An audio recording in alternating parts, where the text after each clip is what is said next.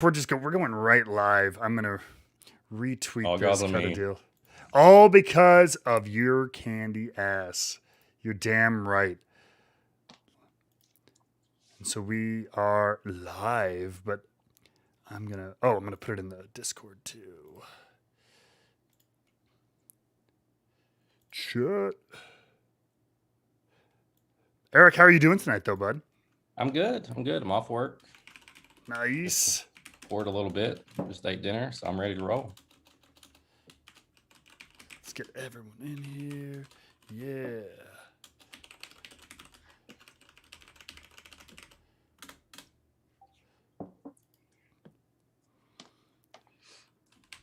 Live. Just tell people you're drinking whiskey and they'll come hang out. Somewhere in the world, the blinds are closed. It's whiskey time. Damn right. Although if you're drinking with your blinds closed, that just sounds sad. You need to be drinking out. You never heard that? No, is that a There thing? There are people in the world, and they say, "Oh, you can't drink because it's light outside." We'll just close the blinds. That's true. Then it's 5 o'clock everywhere. Yes. Literally everywhere. All right. What's going on, everybody? We had just a few minute late start, just to getting some audio and everything issues all settled out. But you are here. You are here on the first ever episode of the Fatal 4-Way from Wrestling with Whiskey, where each month we will take 3 of our Patreon members, bring them on to BS, complain, hopefully do some celebrating and an ample amount of drinking as well, talking about whiskey and life and all that good jazz and everything like that. PK Kim or P Kimmel in the chat, what's going on? You Henry McKenna type of night for you. Lucky you. Hoard those some bitches. Scorpion is in the chat as well. What's going on, everybody? Thank you for popping in. So yeah, this is the Fatal 4. As you can see, I have everybody labeled. They were labeled wrong before, so good thing we had a few minutes because I made the labels right. Going up and going, is that clock? Yeah, clockwise. No, wait. I'm going clockwise, but now I have to do it. I'm reversing the screen. Clockwise, starting up with Dresden Nova up there, who is joining us cameraless tonight, but is here in both voice and spirit. Whiskey Mutant Eric, you know him. He's been on this show before as well. You know him from the chat. He is the one. He's the man who's pairing whiskey with anime characters, which is awesome. And I think, did you start that after the last time you were on the show? Like, because I did. What were you doing it with before?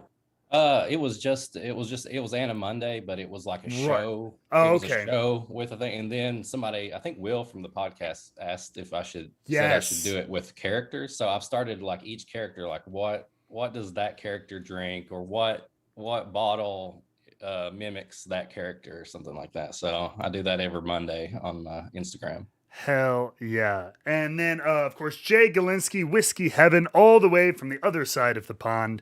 I had a fantastic chat with Jay for his little kind of YouTube show and everything like that, which was a lot of fun. So I'm sure we'll get some more.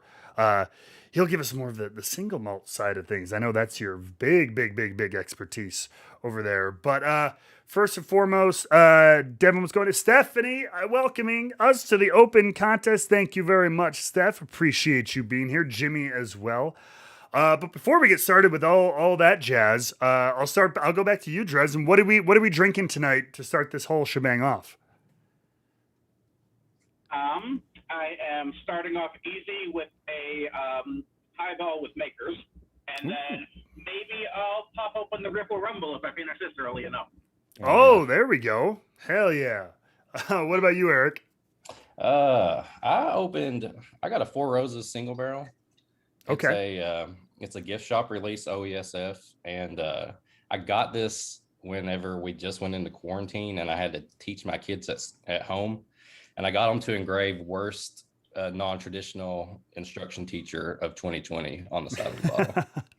Hell yeah. Or like it should have been like in education emergency or whatever, please pop. Right. Like, Please open. please Yes. open after the kids don't listen to you. Jay, what about you? At the moment, I'm actually just on water. I just finished my supper not long ago, so maybe in about 15 minutes, I've got a really amazing, incredible single cask chichabu that's for a restaurant here in London called Sexy Fish. It's about 62%. It blows your mind off, but it's my favorite chichabu that I've ever drunk, and I've drunk a lot of them. Yeah, that's pretty strong for a single malt. Well, they're not single malts. It's mainly okay. single casks. Gotcha. Okay, is that cask strength then? I assume. Yeah, so they're cask strength, which means most of them are north of 50%. And what I found is with the Japanese, the flavor profiles in Japanese single casks, unbelievable. Some of them are absolutely mind-blowingly good. That's why I'm trying to get some single cask bourbons and bits and pieces in the States. But for what I've got to drink tonight, I'll get it maybe in about 10 or 15 minutes when my food is down. Look at you.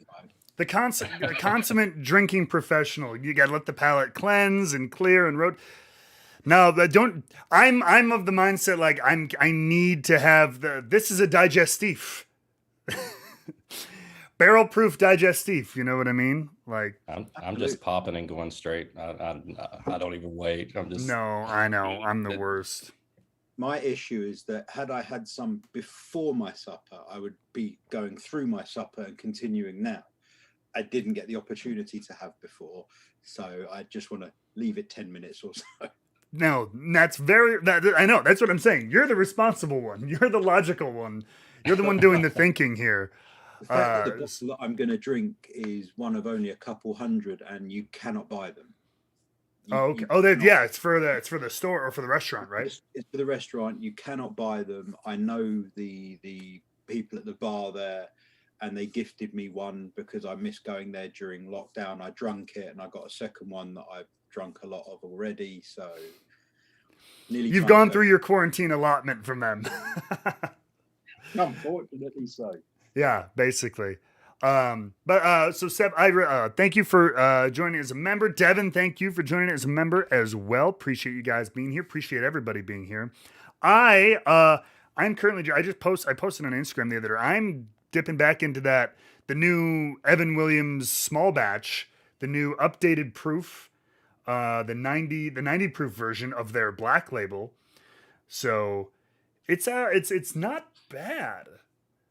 You know, like it's and what I did at first when I first saw it, they sent the whole box and all this nonsense. I was like, okay, let me read the info. Where's the MSRP jump to, $29.99 or something like that for Evan Williams Black Label? And I mean, I don't know what it is. It's like 15, right? For a Black Label. Oh yeah. I mean, and I think it's under 20. Yeah. 15, okay. Something like that. Yeah, so it's $19.99 manufacturer suggested.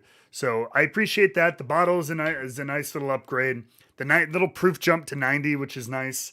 And I mean, in their actual info, they are the ones who say it's 6 to 8 year barrels.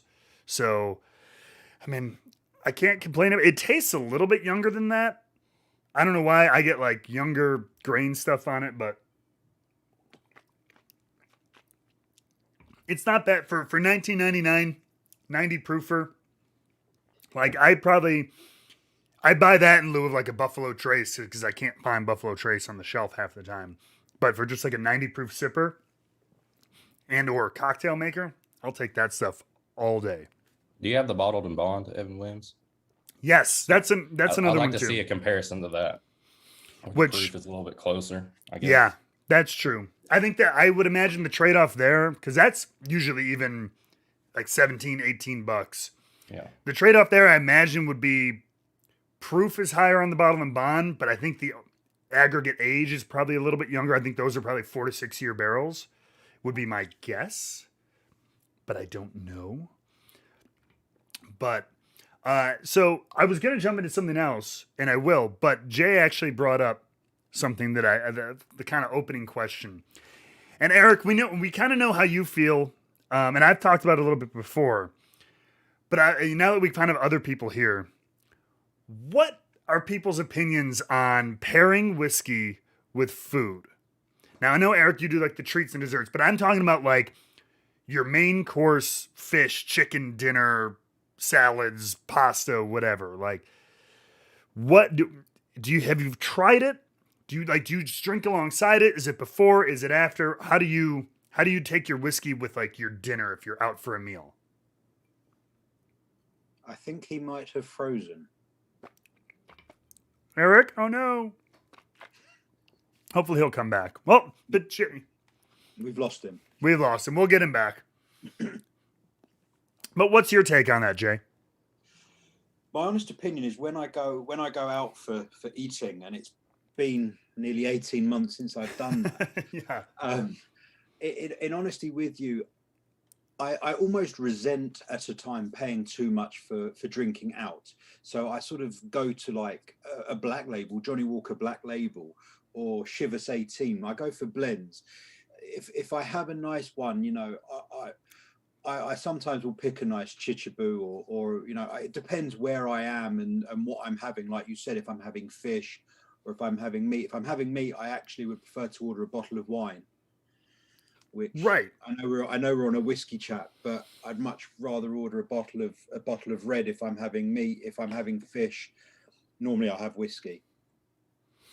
Trez, what about you, bud? I mean, I'm not really a, you know, drinking while eating kind of person. I'm more of a social drinker. So, I don't know. Usually if I'm drinking, it's going to be, you know, snacks, chips, pretzels. You know, maybe we'll stop and get like, you know, pizza like during, but I don't know. I'm not a, you know, going out and, yeah, I'm not a social, I'm a social drinker, not a casual drinker. Fair enough. And Eric, are you back? I'm back. My internet is just jacked up tonight. Like, of course, I get ready like 20 minutes before this starts. I'm like all ready to go, and then nothing's working. I don't know what's going on. Dude, that happened to me last week. It's the absolute worst. Even if you have good internet, it sometimes just kicks reset. Yeah, I don't know. Good bits. So I apologize to anybody if I get slow or froze, whatever. We're all drinking whiskey. We're all going to be slow in a couple of minutes. Don't you worry about that. But so like just bringing that question back around to you, we know like you like to do your pairings with like snack cakes and like desserts and stuff like that. But what about like with food, like your main courses or, you know, meats and like pastas, fish, all that kind of stuff? Like, I love steak and bourbon. I know I've really started working on like messing around with what rye and bourbon goes with different cuts of meat, like a fatty piece of meat with like a lower proof something, or, you know, a more lean piece with something a little higher proof. So that's something that I haven't really posted a lot about it because I'm still learning more about it, but I love steak and whiskey and bourbon. And really? I usually, yes. I if I go out, I usually get like a sweeter bourbon for like my appetizer. That's my appetizer. And then I'll have a little bit with my meal, but if I'm at the house, I'm steak and bourbon all night. You know what? All right. This is what I want, like branching off questions. So that you bring up a really good point. All right. For you personally, and I'm going to have each person answer this, with just like a meal of whiskey, right?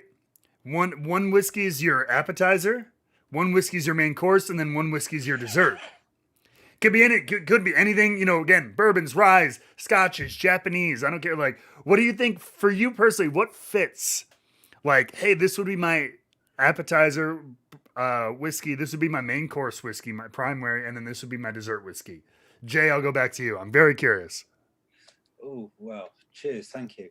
I think for my opening one, I'd probably go for a Chivas 25, which is a blend, 25-year-old blend, but it's very smooth on the palate, fruity, easygoing, and it would sort of gets you in the mood for it. Main course, Johnny Walker Blue Label King George V, which isn't. That's a main course.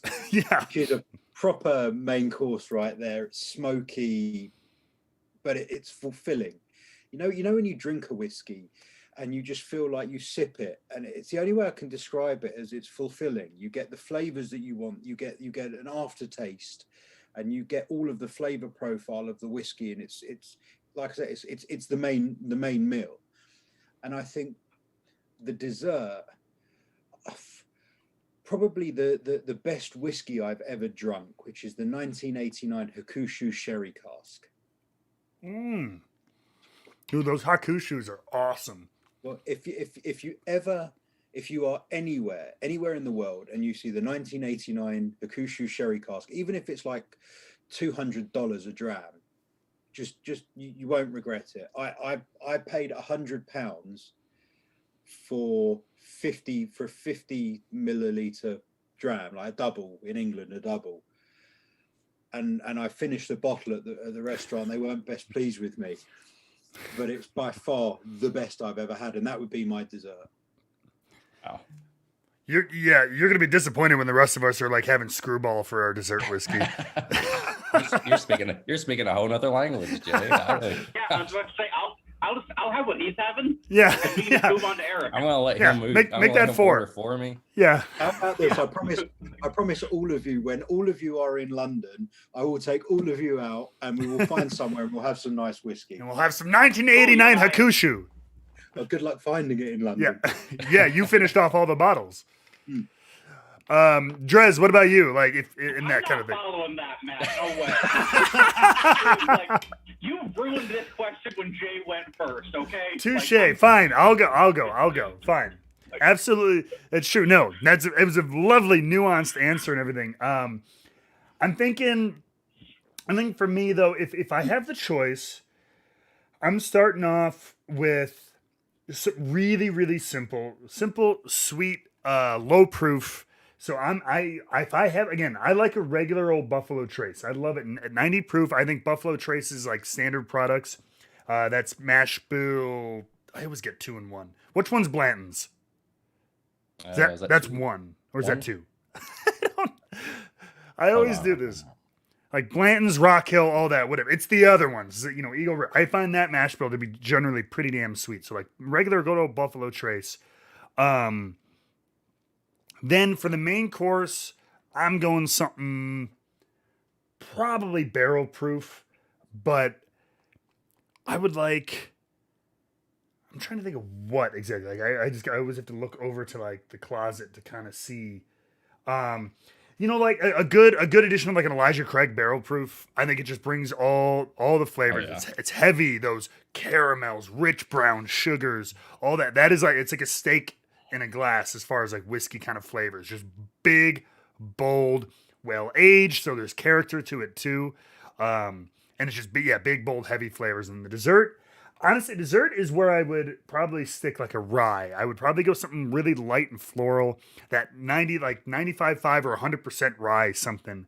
So like something, actually, there's a really nice rye just for today. That's what I mean in general. But just for today, I'm going to point it out. It's from New York Distilling. They're a smaller distiller. They're based out of Brooklyn, but they have this really nice rye.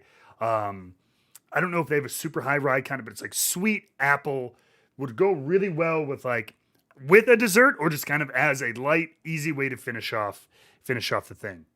I think that's me for that one. What about you, Eric? All right, let's see. So appetizer, I'm going to go. Ours is kind of similar, but I'm going to go opposite. I'm starting out higher proof because I'm getting the party started. Like it's time. We're out for dinner. I want to get it going fast. So I'm probably going for a not too high proof, but a rare breed. So starting out rare breed, just something. It's kind of right in the middle. You got that spice. It just gets everything going. And then I'm moving to something older and lower proof, like an EC18. Like you got like oak, you've got like these dark notes and all that. And that is something that you can just sit and like chew on for a while. That's your dinner right there. And then dessert, I'm going for a rye, but I'm doing a Michter's toasted rye. Okay. That thing tastes like s'mores. I mean, that's dessert in a bottle, like graham crackers, marshmallows. Is that the cask strength one? Yes. Yeah. The toasted rye. It's dessert in a bottle. So like that's I'm drinking for dessert. Hell yeah. And before Jason Newman in the chat, speaking of, we were talking about you earlier, Jason. Thank you very much for that super chat. Looking good, y'all. Hashtag neck pour, best pour, baby. Hell, you damn right. We're putting it. You know what? I might legit put that on a t-shirt because yes, that's just good stuff. All right, Drez, you've dodged the question long enough. What about you?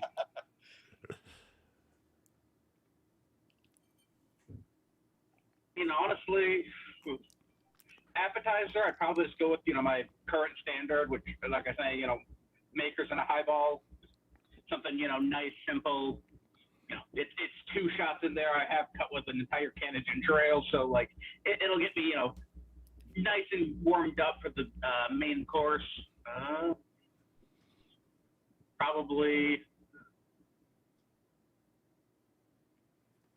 and I want to say that probably like and I swear to God, I'm not putting you over on purpose because I would never do that. 100%. Honestly, our 1/8.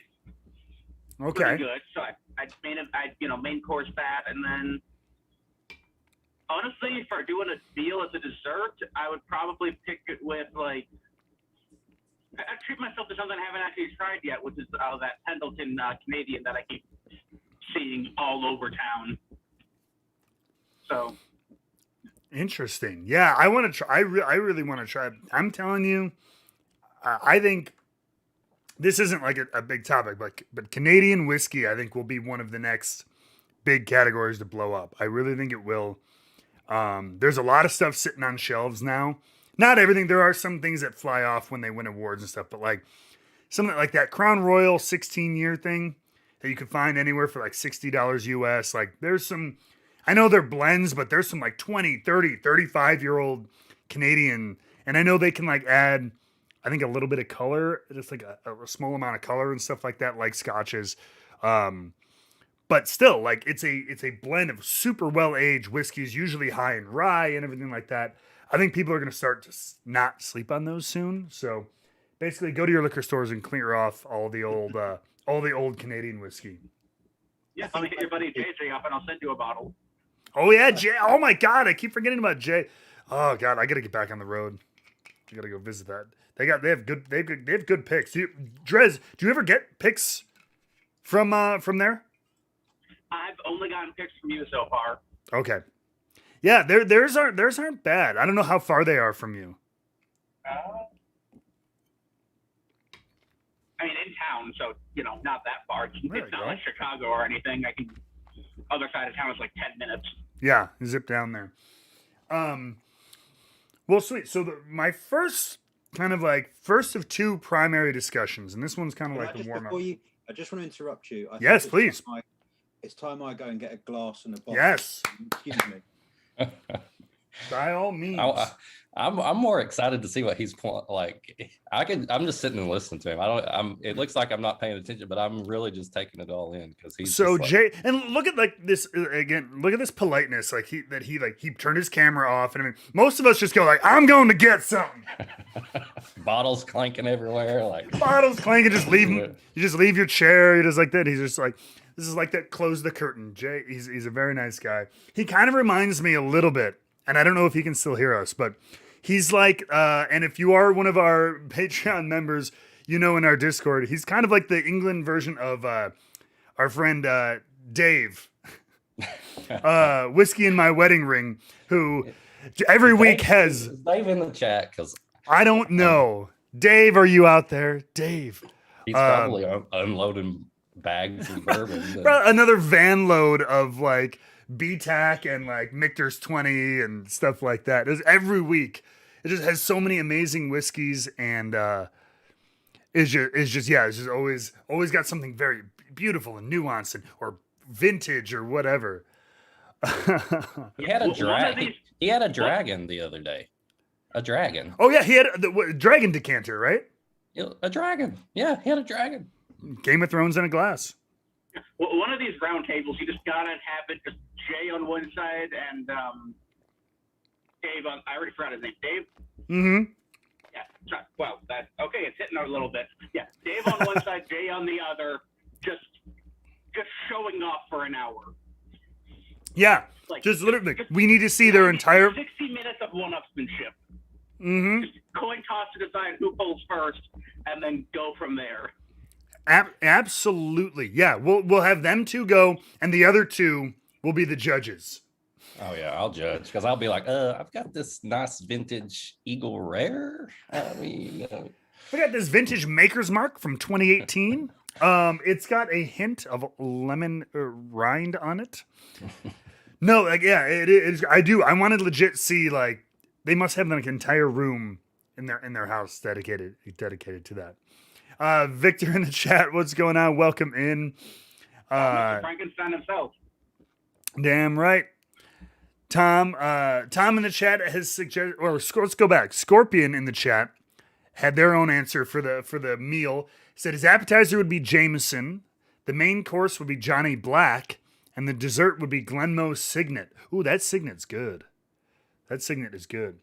Tom said would be his app would be something low, like a Maker's or Woodford. Entree is a single barrel, maybe like a Whistle Pig 10. And dessert would be high proof like a Noah's Mill or Booker's. That's pretty good. I always see those on like restaurants will often like, hey, dessert whiskeys or dessert pours. So they often do put out like the high proof stuff to kind of, like I said, digestif. I don't know if it actually is. I don't think digestifs are a real thing. I'm just saying. Matt, do you ever feel bad when you go to a restaurant and they don't price the whiskeys the way that you know they should be priced, and they're giving you like something crazy for like $7? Do you ever like they're so nice about it, and you're just like, I feel like I should say something, but you don't. Well, so it's weird. I mean, first of all, yes, that's the dream. I remember there was a random airport bar. I want to say it was Portland, because the middle of like right after security was like the giant like tree, like spreading across the ceiling. It was like the woods, and that seemed something very Portland. But I remember back when we would do shows on the West Coast, 90% of the people would take red eyes home because we were on the West Coast, unless you lived out there. So it was always great because you go right from the show, you go to the airport, everybody be at the airport bar and everything like that. And this one bar, it wasn't like crazy, but I remember they had Elijah Craig barrel proof for like $10 a pour. And I'm like, that's not super crazy cheap, but I'm like, for Elijah Craig barrel proof, like, well, I don't know, whatever, it didn't say which batch it was, but $12. And like, I remember in like kind of like classic server bartender thing, they gave like the first pour was like, Yeah. that, and it was like $10, and I'm like, you just gave me like $30 worth of Elijah Craig barrel proof in theory, and I'm like, you don't know, one, this is 131 proof. I'm like, I'm buying one and I'm sipping this for the next hour before my flight. But yeah, that kind of stuff is really while we wait for Jay before we get into the first topic, what's the best deal you've come across in that fashion? Oh gosh. Well, it made me think this was just recently. Me and my wife, we finally got out, and there's this like, it's more of a beer restaurant, but they have some bourbons. And the lady, I was like, what's your, whiskey list? And she's like, oh, I don't know. They're all the same price though. I was like, okay. So they had like a Boss Hog, like 4, like, and, I was like, how much is that? She's They're like, all the same price. It's $11. I was like, okay. Like, I was like, I'll take one of those. And she poured like you said, huge. I bet I had 2 or 3 ounces of Boss Hog for $11. And I was, oh my God. And now, the people at home can't see it because I'm using 2 different cameras, but I'm frozen in the chat. in the Zoom chat. But $11 for Boss Hog. For those that don't, if anybody's unaware, that is a $500 bottle. Yeah. If you get it at the store. I've not had any of them. I love it. It's one of my favorite stories in whiskey, though, because Whistle Pig, Boss Hog, who the late great distiller Dave Pickerel had a big hand in making them. Who did we lose? Did we lose me? Is that what's doing? It just screwed up all the video. Hang on a second. I just screwed up all the video. Oh, that's because my stupid thing isn't working. That's okay. I have to readjust. Damn it, Matt. Why do you gotta be like this? Why it gotta be like this? But no, so frickin' I loved it because Dave Pickerel, he kind of basically chose the price. Because he was like, I don't like, I frickin' hate flippers. Here I am screwing up everything. So he's like, we're going to charge $500 for this thing. I mean, it was good. It was good. I mean, that's the only one I've ever had. And I mean, even the Boss Hog, I mean, everything they're all rye, right? It's not right. Bourbon or anything. I've got to get more into Whistle Pig.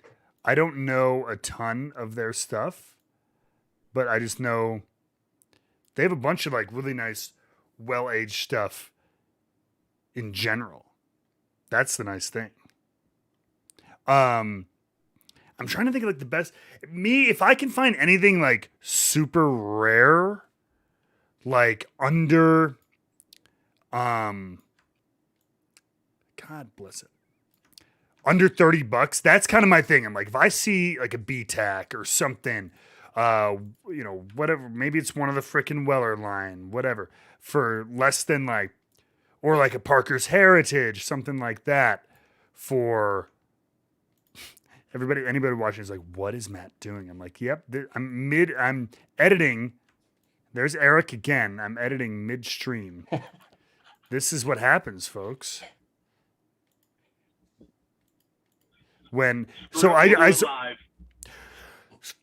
it. We're doing it live, folks. This is my YouTube channel. I can say whatever I want. No, so I realized what happened. So go the full O'Reilly on you.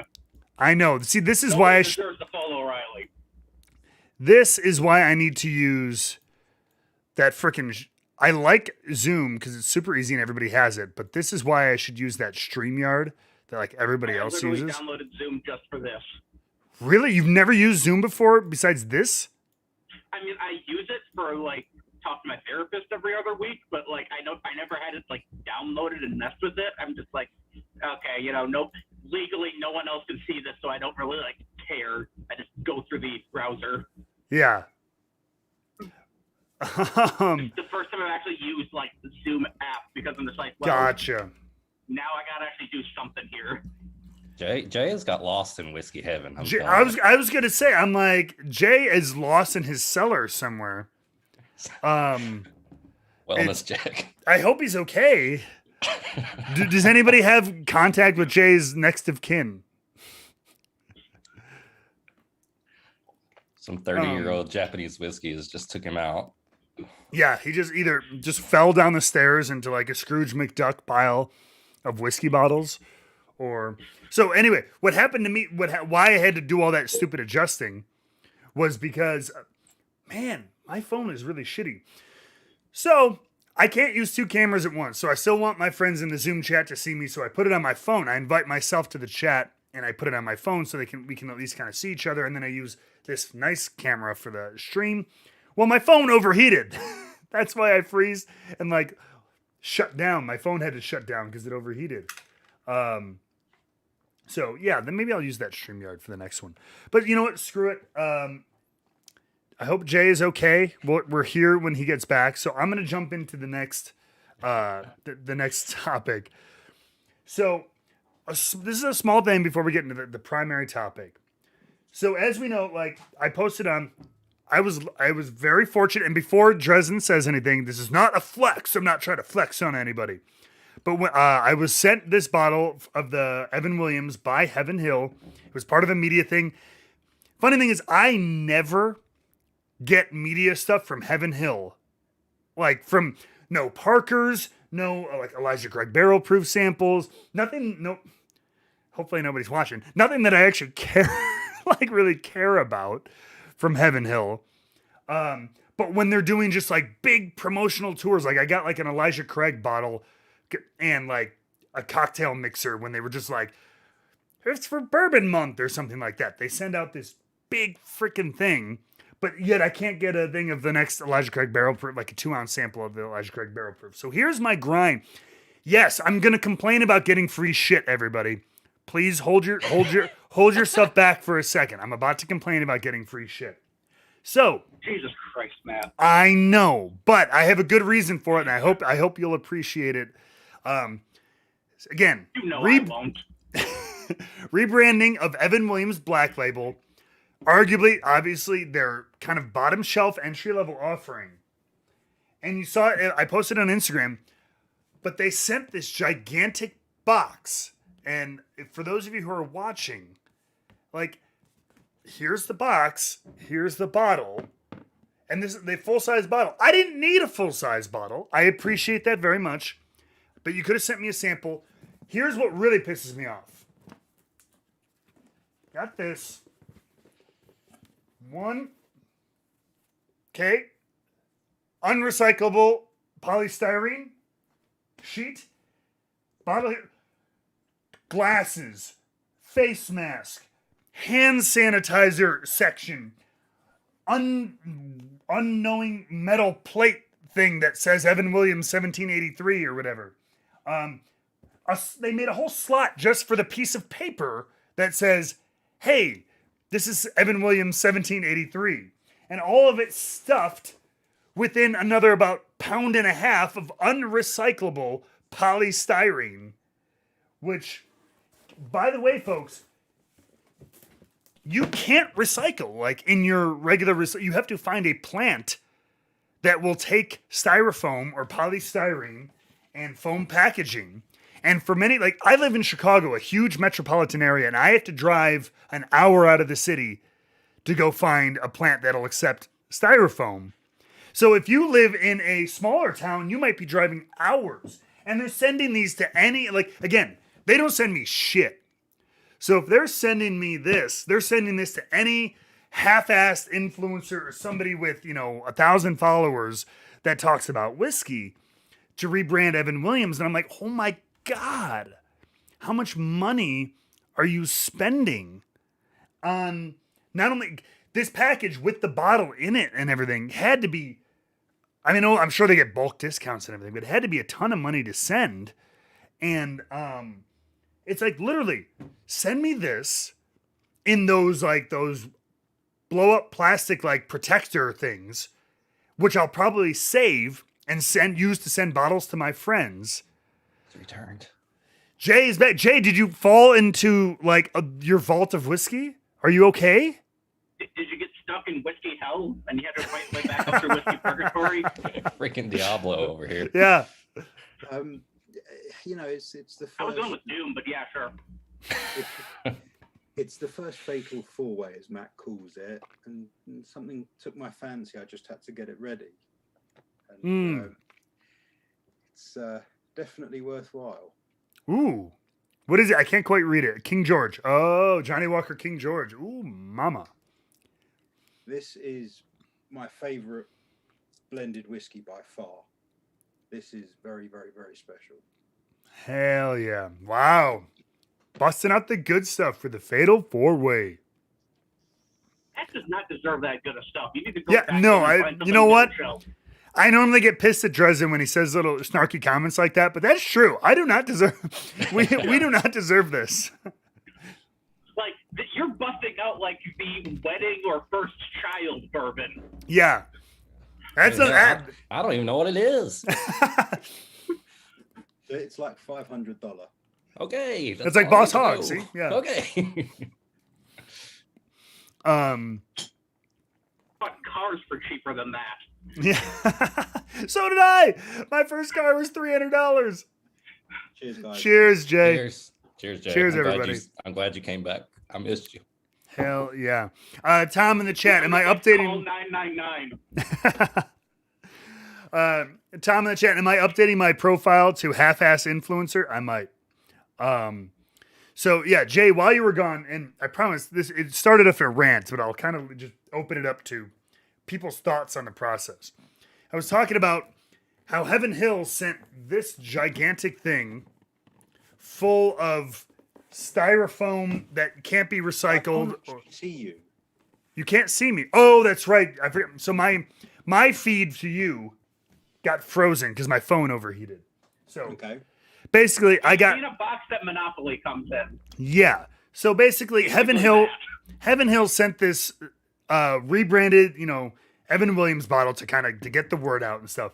But they send this one bottle in this gigantic box with glasses and a metal plate and a face mask and info sheet and all this stuff. And it kind of drives me nuts. And I'm like, first of all, you can send me a sample. That's fine. I'll talk about it all you want still. It's a sample of whiskey. I love talking about it.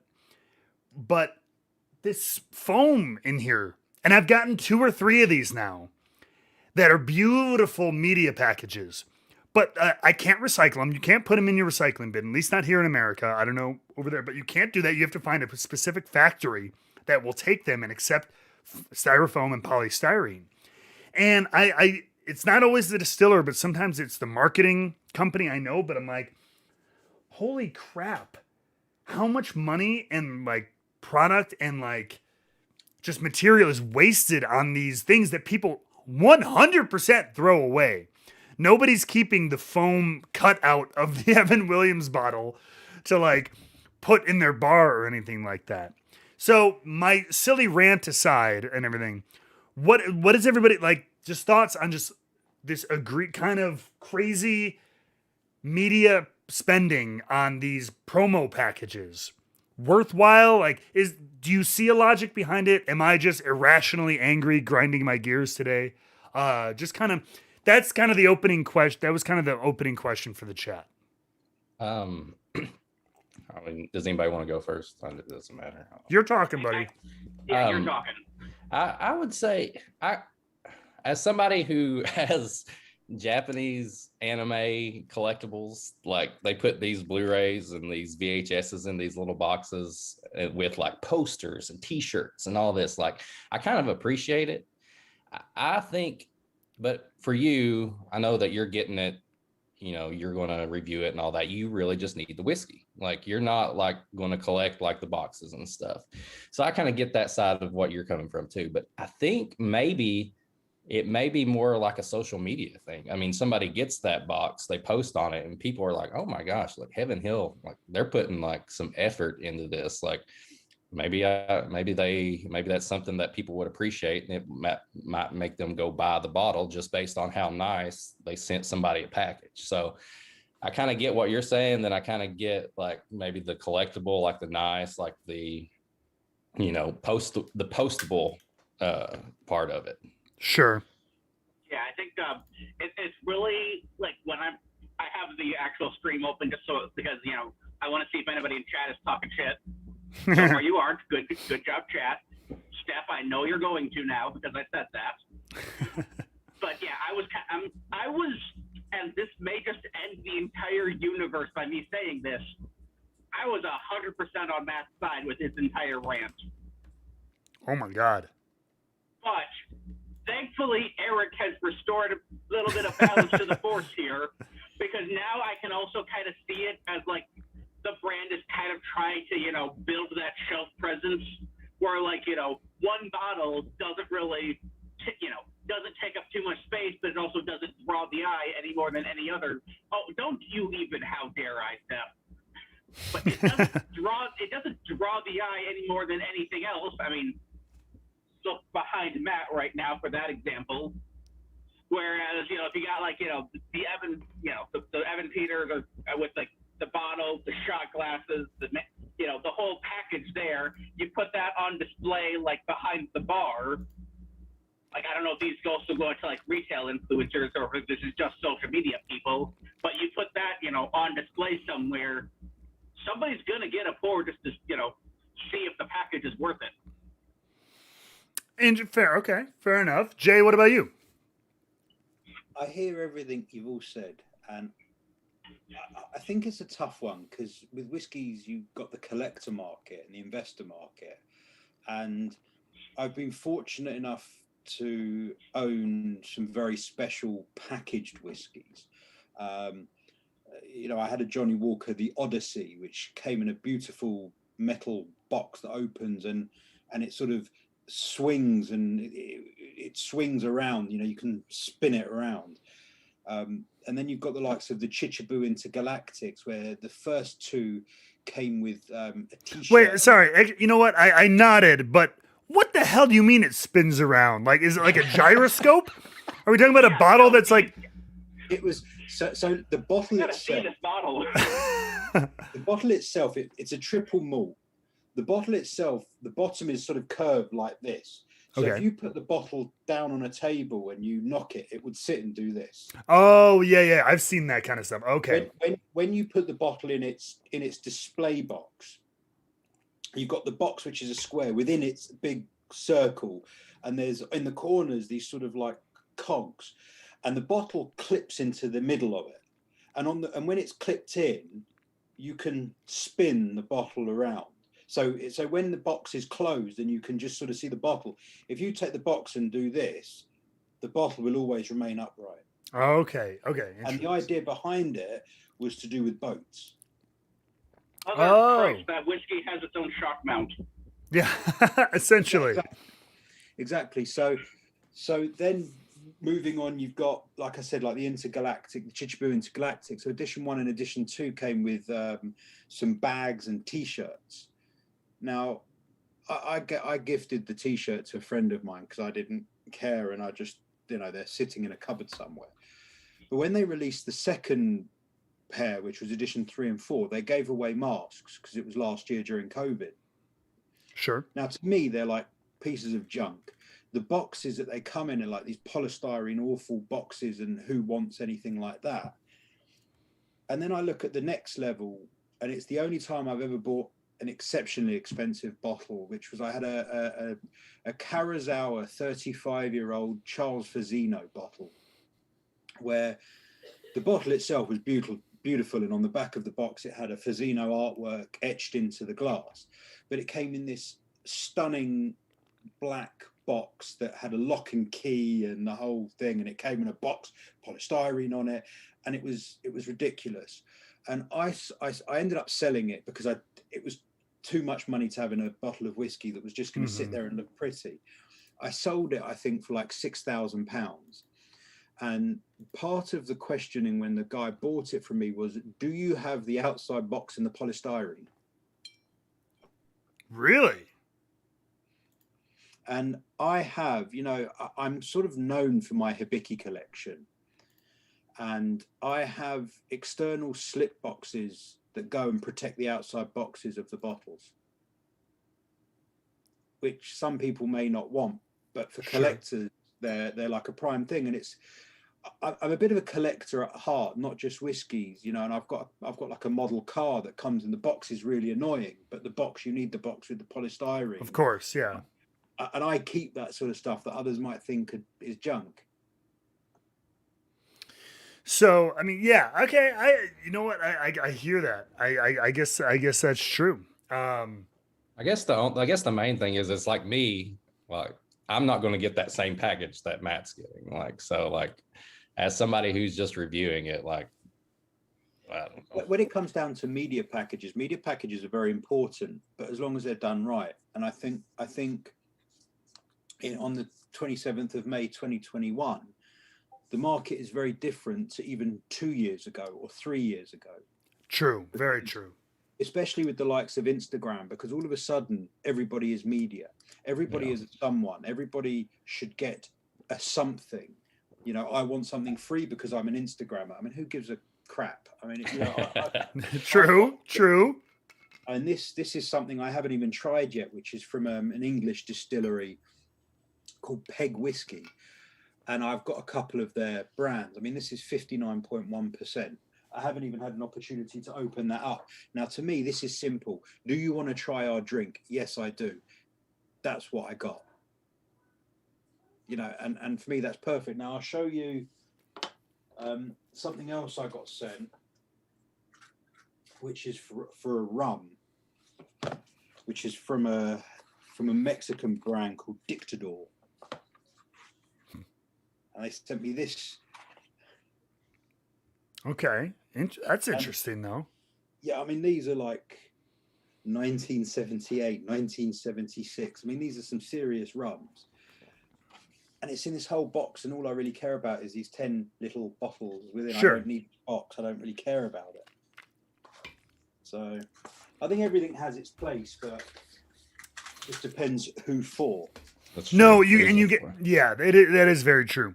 And because even in that example, Jay, it's kind of interesting because I almost have more forgiveness for that because I'm like, you're shipping whatever was it 10 samples of vintages of rum, so that's as crummy as the styrofoam and stuff might be. It does protect it, and that's a relatively small thing. But I guess my gripe is just with these. You're a big brand. You're sending these to people. Like you're sending a bottle, again, which is very generous. But you're sending. It's all the paraphernalia, like two glasses to people who have. I'm sure anybody you're sending this to has a dozen goddamn whiskey glasses in their cabinet. Like face masks. You're like again, like little like metal, like just nameplates, like these things that are just so beyond like extra that Although, either you know what that tells me, Matt? What? That tells me that someone is that somebody in that company saw the advertising budget for this year and just went, "Oh, we haven't even touched that yet," because all possible. of that can go out of like the advertising cost, and that all counts as promotional and tax write-offs and junk apply there. That's a fair point too, and that's kind of what I alluded to at the beginning. I'm like, it's not like a lot of this comes to. It's not like it's I don't even know who the master distiller at Heaven Hill is at the moment, but the people in the whiskey business aren't the ones necessarily doing this. This is PR firms. This is marketing departments. They're the ones putting this together, trying to find the best ways. And like to Eric's point, I get it. Like especially in things like more traditional collectibles, I guess I'll call them. Yeah, the box is important. People like a collectible box. They display that often. But I don't know, and maybe there are people this is being sent to that I don't know. I don't know any whiskey reporter, influencer, whatever, who is displaying their box that they're gonna eventually at some point take the bottle and open it and try it or whatever, and then it's gonna sit in their shelf in their closet on their bar, whatever. Who's not gonna put up this thing with 2 glasses and a random metal plate and a strainer for a cocktail thing, and but Matt, the real problem mm-hmm. is what the whiskey market has become, because a lot of these people, they want to get hold of this stuff because they want to sell it. That's what's happened. You look at the Macallan editions. There are miniature Macallan editions that were gifted out to media and to influencers, but now they hit the auction market and all of a sudden people want them.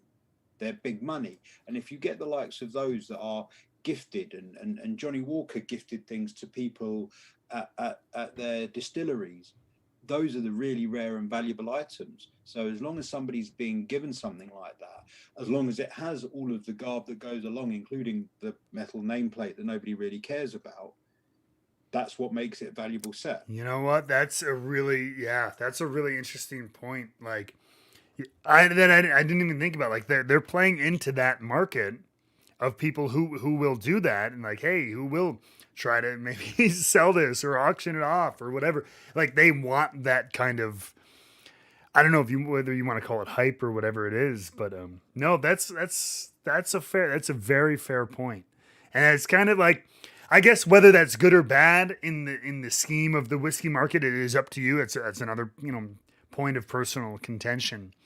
that it has that it has reached that point that people are, it's good for the business because it means, well, the business must be good if people are going after whiskey oh man, I want the whiskey collector's edition with this and this and this. It's good for the market overall. It's just kind of a crazy thing to me to send all this stuff and spend all this time and money for a lot of these people. It kind of blew my mind.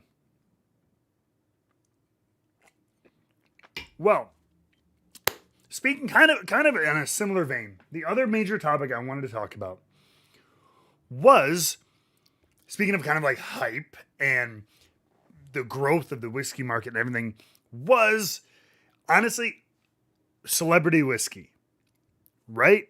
It is huge now, man. I am a quote unquote half-assed influencer, and I had my stint in WWE, and even that has not stopped me from getting a question every other week or whatever. Are you going to start your own whiskey? And it's like, geez, no. There are people who know how to do that, and I'm going to let them do that. But that hasn't stopped a lot of people from, the Mannings to Terry Bradshaw to, didn't Shatner have his name on a whiskey? He did, there was right? like a Captain Kirk. I thought that tequila Kirk was one. a thing then, and I mean, whiskey, spirits in general, to be fair, like celebrity spirits in general, but with the whiskey market in particular growing, a lot of people are jumping into that. And, Your I friends, mean, the Good Brothers. the good, which, yeah, that is the, for the wrestling fans out there, Luke Gallows and Carl Anderson, they're not watching this, but screw you guys. I've been trying to get in touch with you for like 6 months about doing a goddamn podcast or something. And like, I do a whole fucking thing on whiskey here, and you can't even send me a fucking 2-ounce sample of your, Go. of your little, Go. of your little whiskey, and that, or just let's talk about whiskey.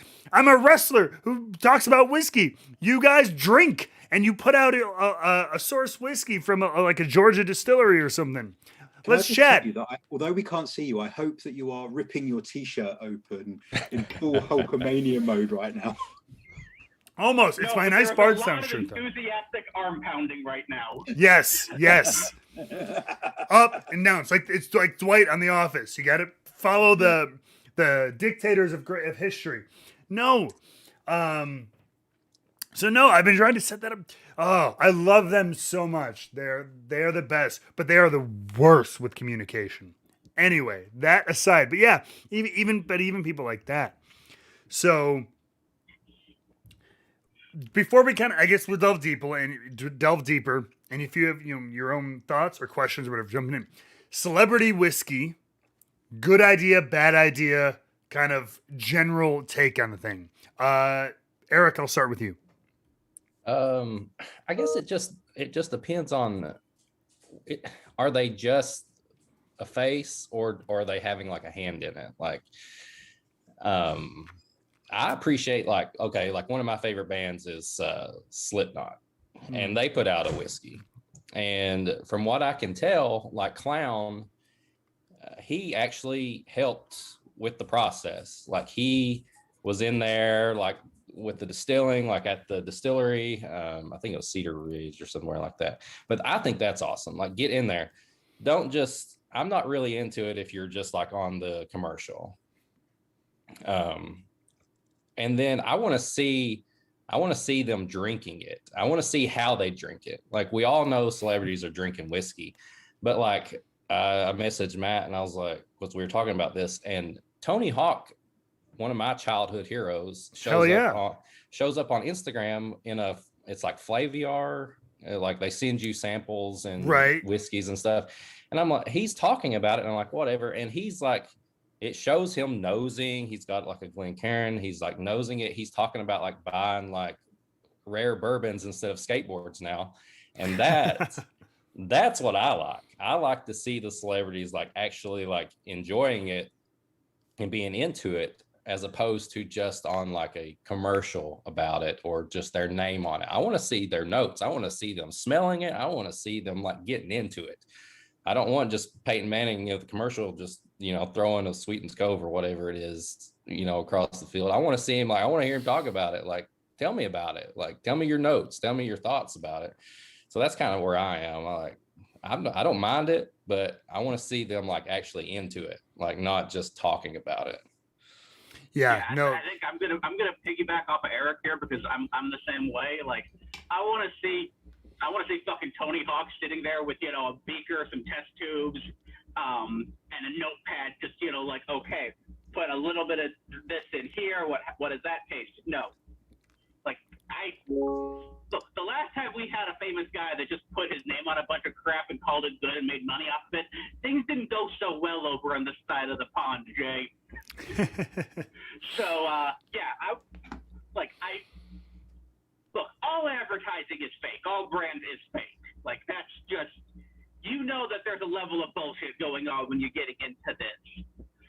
But I want that kernel of truth under all of that bullshit. Like, yes. I want they're not selling me this so that, some famous guy can get his cut on the back end and they can jack up the price. Fair. I want this to be like, Stephen Amell at SummerSlam of whiskey.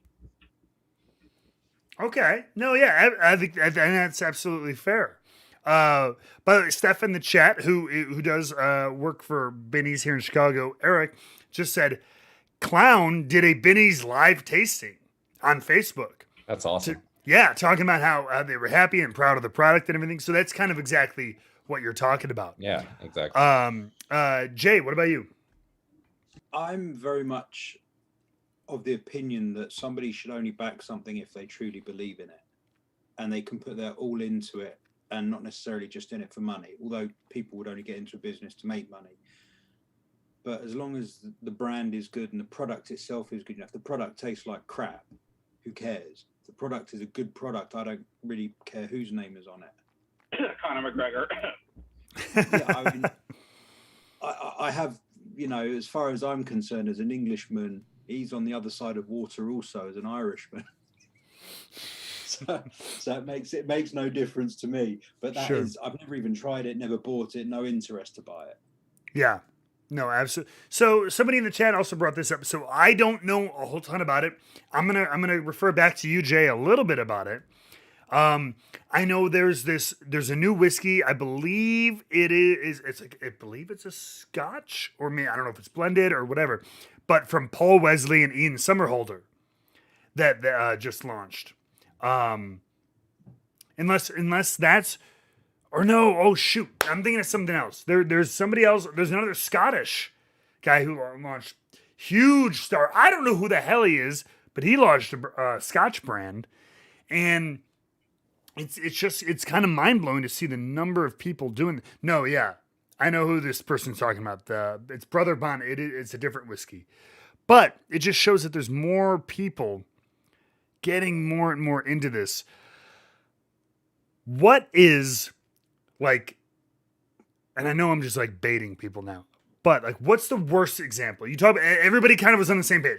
As long as you like it and everything like that, who's the worst offender in that regard then, of somebody who's like, I'm going to slap my name on shit and call it the next great whiskey? Who's the comes in. I'm sure Dresden has an opinion. Dresden, why don't you kick it off? If you can think of who is the worst offender?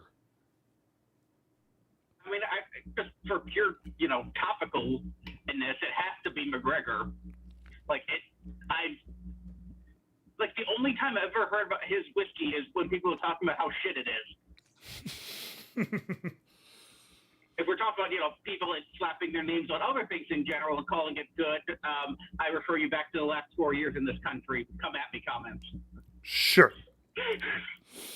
Luckily, bourbon wasn't one of the, bourbon or whiskey was not one of those things. Yes, thank God that he kept his mouth in vodka where it belongs. Yes, 100%. No, I mean, and that's a good point. And it's interesting because, like, I remember, let's take Proper 12. I get asked about that a lot. Obviously, Conor McGregor, huge celebrity. you know, being from wrestling, we get a lot of kind of little crossover with the fight world. People are always asking if they're new to like wrestling with whiskey, have you tried Proper 12? Have you tried Proper 12? And it's just like, yeah, I have. And it's not the worst thing I've had, but it's pretty low rent Irish whiskey in my opinion. But he did go on this whole, and it raises these questions. He went on a whole like advertising thing about like, oh, I spent time, you know, like I wanted to learn. He made a point to go through and say he did this, which now it raises a whole nother question of, I think people are realizing that, especially in whiskey, maybe more than things like vodka or I think tequila there is, but I think it's a smaller part of the tequila fan base. But people in whiskey are into whiskey, you know, or I think there's a larger like enthusiast community in whiskey than there is in vodka, in tequila, in other spirits. That's just a feeling I get. I don't know. I don't have numbers, but just from what I kind of gather. And so that kind of transparency is going to be seen through pretty quick if you can't actually back it up. If you're like, oh yeah, no, you have to kind of, and maybe Conor McGregor did know that. And so like, that's why they made it part of the advertising. Notice Clooney didn't do a bunch of advertising saying, oh yeah, I spent time in the fields, in the agave fields and everything for Casamigos or anything like that. He just, you know, in fact, to be fair, he's not even on the damn, like, there's not much about him on the bottle and everything like that.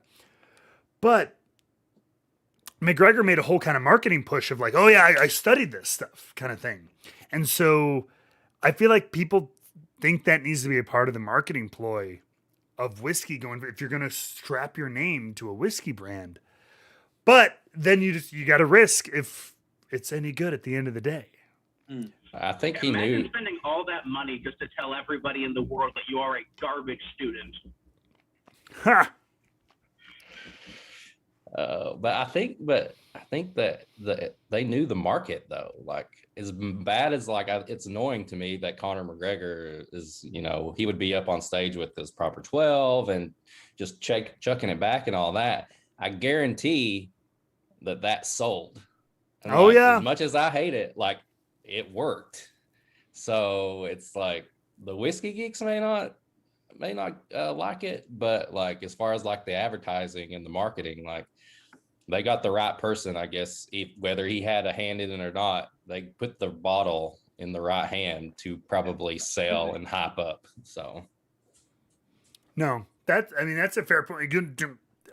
I don't think anyone's arguing that. Like, you put a big name on anything, it'll move a couple more, you know, hundreds of or thousands or millions of cases, bottles, etc. That I don't think that's of debate at all. It's just kind of discussing whether, you know, is it good or the overall influence on the industry, good, bad, things like that. But you are 100% right.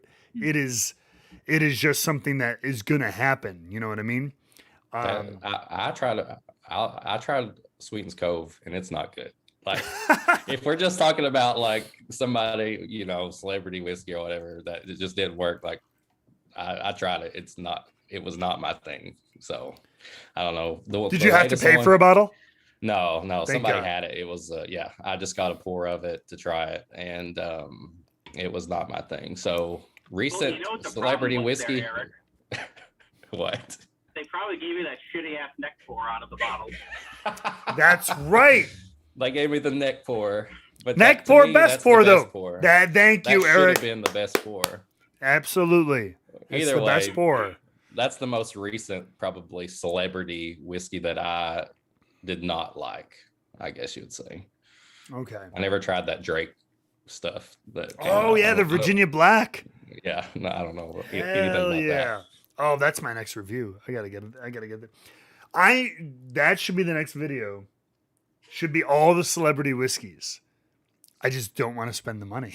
But And that requires the Good Brothers actually, you know, answer their goddamn phone. answering a text. Damn it, Carl. Although yes. Steph in the chat actually has a pretty decent point about, you know, the big downside of this. you spend a whole crap ton of money to put out a garbage product, it's going to move, and then people are going to hear about it, and then it's going to just fall off a cliff. And so, yeah, that's the classic thing is, and I feel like I'm stealing this from like Shark Tank. It's the only thing. Everybody will buy one, but what's going to make them come back and buy it again and again and again? Anybody is susceptible to a gimmick, and to a degree, right? Anybody will buy into it once. Okay, I'll try it, and is willing to. But what's going to you got to make sure you got something that makes people come back again and again and again. And the one thing I will credit the McGregor experiment, the Proper 12 experiment for, and what I will say this. Whether it's the personality themselves or their marketing team or whoever is working with them on the spirit or whatever it is, generally Sweetens Cove is an exception. They seem to be trying to at least cater it, like price wise, to them open market. Bottles that are $30, $35. We're talking US dollars here. The Proper 12 was $30 here in America. Like Casamigos is $35 or something like that. Again, that's the Clooney brand of tequila. Things like the Slipknot brand, I think is pretty. What is it? It's like number 9. Number 9. So, yeah. I think it's like $30-$40 or less, I believe. There's one that's like that, and then there's like a cask strength one that's a little bit more or something like that. But there are very few that are doing the like, hey, we got like this $200, $300 bottle. Again, Sweetens Cove is one of those. And actually, There's one of not those. a lot of Kingsman going on. True. Very true. Oh, Eric, I got it. Redneck Riviera. I forgot about that. I tried that stuff so bad. No, sorry. Was that a celebrity? It was a country singer. Really? They like pushed the crap out of it here. I can't remember who it was. It was so bad. I had some at Liquor Bar and they were doing a tasting. It's Redneck Riviera. Listen to the name. It's not even. It sounds like one of their songs. It may have been. I don't know. It probably was. And that's not even, that's flavored whiskey, right? I think it's flavored. It could have been. I'm 99% sure. I just know it was a country singer. Yes. John Rich was the guy. Rich. 100%. Yeah. So before we kind of move on a little bit, I've never had the Sweetens Cove. So Eric, I got to know. You had it and you said it was kind of meh. I mean, we know it's a Tennessee source bourbon. Right. They did not disclose. 99.9% points to Dickel. Give me the straight. Did it just taste like any other Dickel 12, 13-year-old? It didn't taste any different than the few Dickel products I've had. Like I could tell immediately what it was, even though I already knew, and that may have had something to do in my head. I mean, it reminded me of those, those bottled and bond Dickels. And I think I've had like a single barrel Dickel or something like that. And there's no, you put it side by side, it's no same. Discernible difference. No. Yeah. And which is crazy. And like, I'll give credit to, I guess, Dickel, those aged bottle and bond Dickel products that came out. They have like a 13-year and 11-year. And I think they went back to 13-year. They're $40. Like they know that whether it's their scale, and obviously they're Diageo, they're part of a huge company, so their scale can be much larger. But yeah, they can sell a 13-year Tennessee bourbon or whatever, bottle about 100 proof for $40, and then somebody takes those same essentially kind of barrels. Maybe obviously it's a smaller batch, but then you try to sell it to me for $200. That's lipstick on a pig kind of action. Unfortunately, in that situation. Exactly. I kind of alluded to it earlier. Jay, I'll come back to you. Into a market I know a little bit less about. People are bringing it again. You're very well versed in like Scotch and single malts and stuff like that. Have you noticed this kind of influence in that market too? People are bringing up like the Nick Offerman Lagavulin, for example, who again a big whiskey fan who actually does appreciate whiskey. But what have you noticed in kind of that market? I mean, when you talk about people putting names and brands behind things, the Game of Thrones set is something that one can talk about. Mm-hmm. And you had Lagavulin involved in that, and Oban involved in that, various different whiskies. And a lot of it was just crap whiskey. It was all branding, and they sold thousands and thousands of them. And they said they were limited edition, but limited to how many you can sell. You can't call something limited and then make runs of thousands of them, hundreds of thousands of them. And I remember getting an email from one of the stores here asking me if I wanted to buy a chest. They sold for like probably equivalent of about $700, a chest to store your whiskey in, which I thought was ridiculous. Such crap whiskey.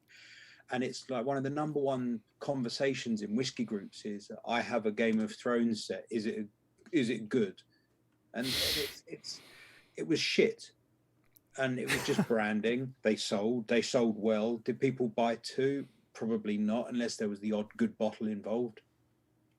And people laughed at, going back to Conor McGregor, people here laughed at that. Nobody I know bought a bottle. No one was interested in it. Yeah. Which is when did the Game of Thrones set come out? 2018. Okay, see, that's the problem. You got to get it to like season 3 or 4. They should have capitalized on that back when it would actually have been good. Yeah. Touche. And it just calls back to the season 2 or 3, honestly. So I'm just stirring the shit for the internet at that point. Of course. That sounds about right. Dresden. That's what you do. That's why you invited me. I actually know how to. I know how to really like stir the internet at the moment, which is you talk about like celebrity-backed drinks and alcohol. And I remember when I stayed in one of his hotels, I actually have a bottle of Trump champagne somewhere. Maybe next chat with Dresden, I should crack it open. Hell yeah.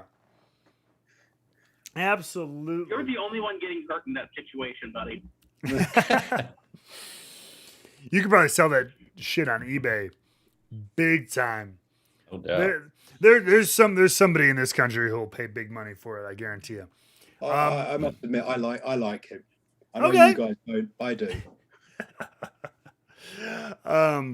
But yeah, no, a lot of that calls back to it's just like, look, you put it out, you capitalize on some marketing, and I think for a lot of these, time will tell. It's just like, are you in for a season, and you're gonna sell, 6 million cases, and all right, I'm out of the whiskey business, or are you in for the long haul? I think it's like one of those things.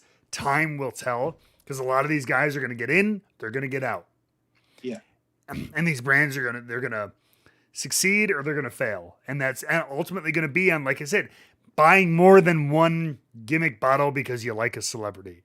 And that's whiskey is a long game business. And I think that's the one thing I'm like, I hope a lot of these men and women and personalities know again, you might be able to make a quick buck, but this is a long-term business. This is a repeat sales business. This is not a tchotchke. This is not a single, buy product kind of thing. And so that is hopefully what a lot of people learn from this. And that's kind of what I take from a lot of this. But I know it's getting late for you over there, Jay. We're over our usual kind of time here in general.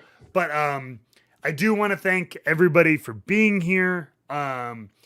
Dresden, Whiskey Mutant, Whiskey Heaven, Jay, Eric, Dresden, you guys are awesome. Thank you for everybody in the chat for being here. You guys are awesome.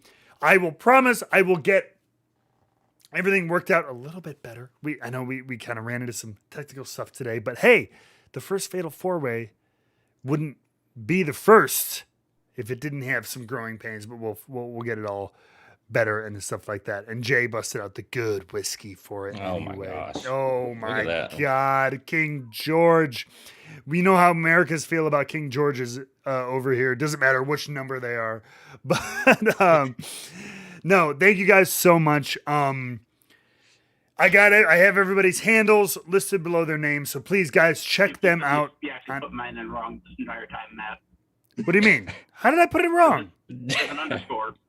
Oh my God, the blessed underscore. So everybody, there is an underscore between Dresden and Nova for Drez. You want to see some Kamen Rider figures, head over to Dresden's page. Damn right. Yeah, check out out my Instagram for that one because I barely ever use it.